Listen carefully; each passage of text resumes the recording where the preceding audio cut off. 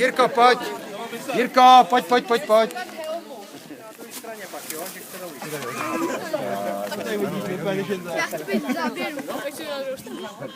Dobrý, Davide?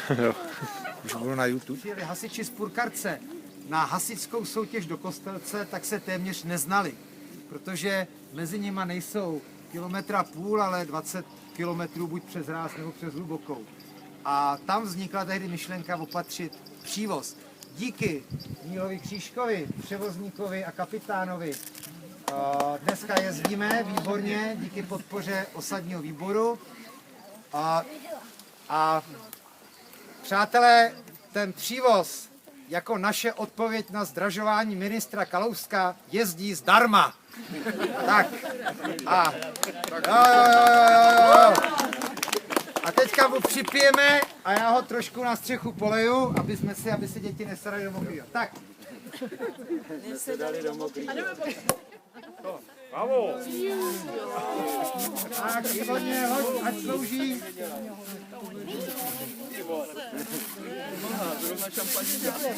To už stačí. Tak.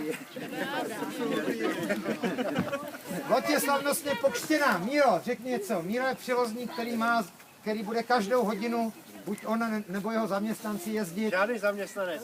Dva dobrovolníci. Dva dobrovolníci. Tady tady jsou dobrovolníci. Strejček Hovorka. No, pan Hovorka, pardon. Pan Strejček Hovorka. Tady v Purkalci. Tak.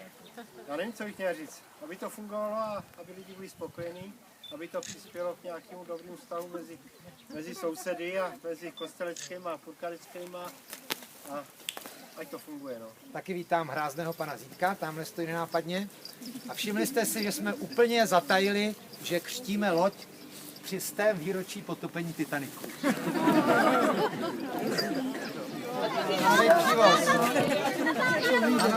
To vypiju? Tak další děti na palu. A kde to má předek, Míro? Tady je předek, musíš to otočit.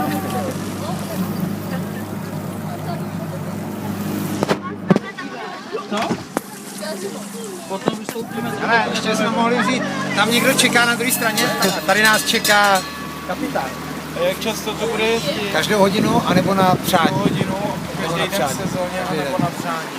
Tam je telefon. A to je zhruba teda třeba do 8, jako aby zase... Míro, kdy budeš jezdit jako poslední převod? Ale taky už jel o půlnoci z Bálu, když byl. Ale to už 6, no, ale podle potřeby. A od pondělí do neděle nemáte tam žádný problém? Teď jsme říkali přes víkend, pátek, neděle, ale když bude hezky, taky ještě jde. Aha. A zhruba do října, nebo do kdy? To tak máte? Tak, pak zamykáme, tak. Není to náhoda, že nechat převést.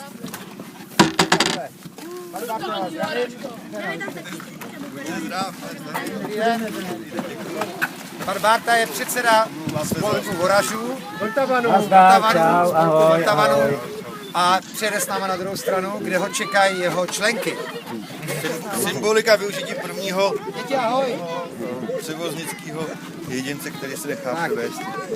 Projekt je jak složitý, to dopracování, aby jsme se nedopustili toho, co se stalo v Děcích a netlačí nás čas.